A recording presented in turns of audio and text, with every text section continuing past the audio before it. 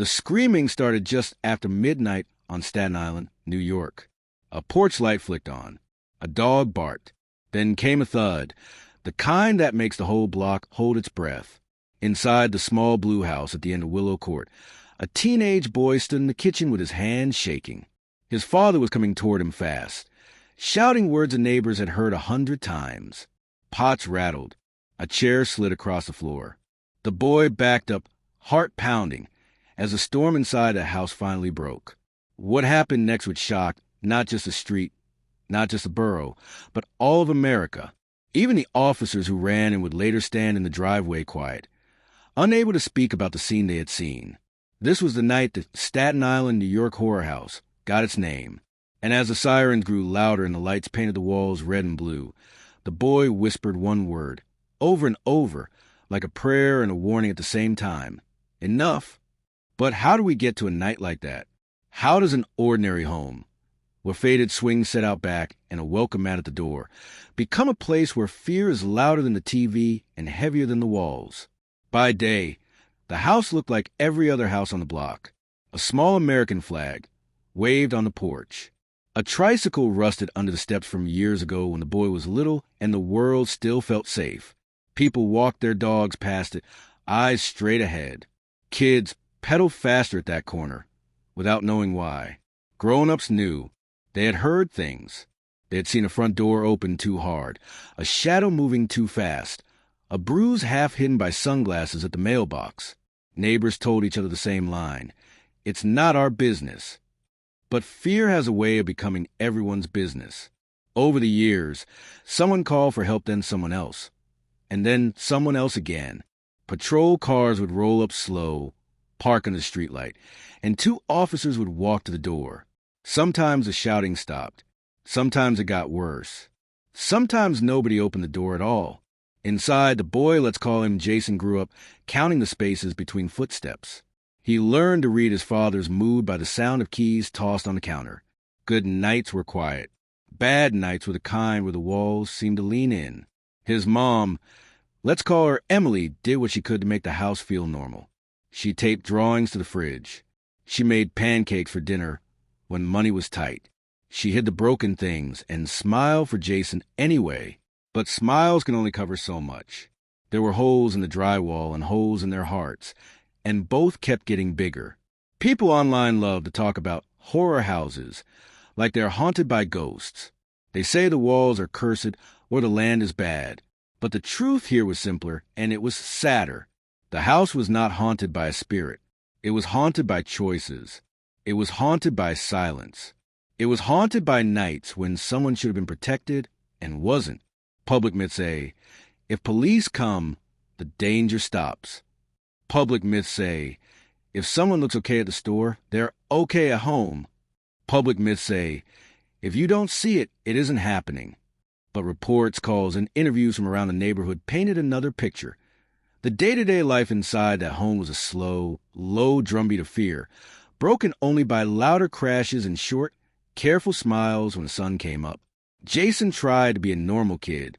He liked drawing superheroes. He liked bikes. He liked the quiet corners of the library. On days when his father was calm, the house felt almost safe. They would watch a game on TV. They would order pizza and laugh at the commercials. On those days, Jason told himself, maybe tonight will be okay. Maybe this time it's different. But fear doesn't leave just because you wish it would. It stays in your stomach like a stone. It waits for the next slammed door. There were highs and lows, and the lows always seemed to come back stronger. One spring afternoon, Emily found the courage to call for help again. An officer named Ramirez showed up. He had kind eyes and a calm voice. He walked through the house and noticed a dent in the fridge, the cracked picture frame, the way Jason kept staring at the floor. Officer Ramirez spoke softly to Emily on the porch while the evening light turned gold. You're not alone, he said. You can make a plan. You can get out. Emily nodded, hopeful for a second. She even packed a bag. But leaving is not easy when someone has a hold on you through money, through fear, through years of saying, no one will believe you. The bag stayed by the door for a week. Then it went back to the closet. The boy kept a secret notebook under his bed. He drew maps of the house, marking places to hide. He wrote lists of what to grab if they had to run. Phone, charger, mom's medicine, the photo of them at the beach from when he was 8. He wrote a prayer at the top of one page. Please let us be safe tonight. On good days, he felt silly reading it. On bad days, he traced the words with his finger until he fell asleep. Rumors swirl fast in a neighborhood like that. Some said the father had changed. Some said he was trying. Others said they had seen him shout in the driveway 2 nights ago and throw a trash can into the street. The truth lived in sharp, small moments. A plate shattering, a lock replaced, a new bruise hidden by a scarf in summer. The house kept its secrets, but the air around it felt heavy. Even the mailman moved quicker on that block. One Saturday, after a week that felt quiet, but the uneasy kind of quiet Emily told Jason, they would visit her sister in Brooklyn. They stood in the hallway, shoes on, keys in hand. Jason felt light for the first time in days. He could almost taste freedom, the ocean salt air on the ferry, the laugh of his little cousin Dylan waiting for them. But as they turned the knob, the door swung inward. The father stood there. He had come home early. His smile did not reach his eyes. "What's the rush?" he asked. The question was simple. The meaning was not. The visit did not happen. The ferry ride would have to wait. The house took another piece of their hope that day, and hope is like glass. It doesn't always shatter with a bang. Sometimes it chips away until you're holding nothing. That night the boy listened to the street outside and counted passing cars. He tried to imagine each headlight as a rescue, each motor as a promise. He could hear his mom move in the kitchen, slow and careful. He could hear the TV murmuring to no one. He could hear his father pacing the hall. The clock on his nightstand ticked. The numbers changed. Time felt both stuck and slippery. Then came a high strain to call it that. But that's how it felt when a teacher at school noticed Jason's drawings had turned dark and asked if he was okay.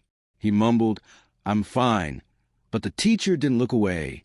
She wrote her number on a sticky note and told him he could call if he ever needed to talk. He kept the note behind a phone case he barely had the courage to use. It was a tiny light. Sometimes a tiny light is the only light there is. Days later, the low returned. Hard. The father lost his temper over a small thing of phone charger missing, a dish left in the sink. Words became shouts. Shouts became slams. Emily stepped between them, palms up, saying, "Please, please." The house seemed to hold its breath. The pictures rattled on the wall. Jason's chest burned. He wanted to run and he wanted to stand, and he wanted to be anywhere but there all at once. He had a plan in his head, one he hoped he'd never use. He told himself plans were for safety, not for harm. But the line between those two things can get blurry when you are scared, and when your whole life has taught you that no one is coming fast enough to save you. He reached for his mom's hand and whispered, "We can't keep living like this." She squeezed his fingers in answer. That squeeze said everything. "I know. I'm scared. I'm with you." And then came the night of the title. Staten Island, New York, the little blue house on Willow Court. The clock blinking 12:03. A bottle rolling on the floor. A chair scraping back. The storm breaking. For years, the boy had swallowed his fear and made himself small. For years, he had hoped the world outside would step in and stop what was happening inside. But now the world was outside again, sirens far away, neighbors peeking through blinds, and inside, the boy faced the only storm he could see. He took one step forward. His father took one step closer.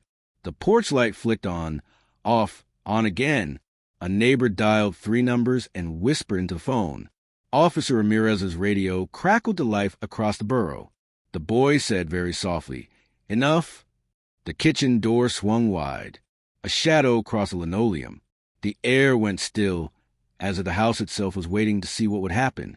And just then a sudden crash from the hallway, a cry from the living room, and the sound of something heavy hitting the floor as the front lock snapped back.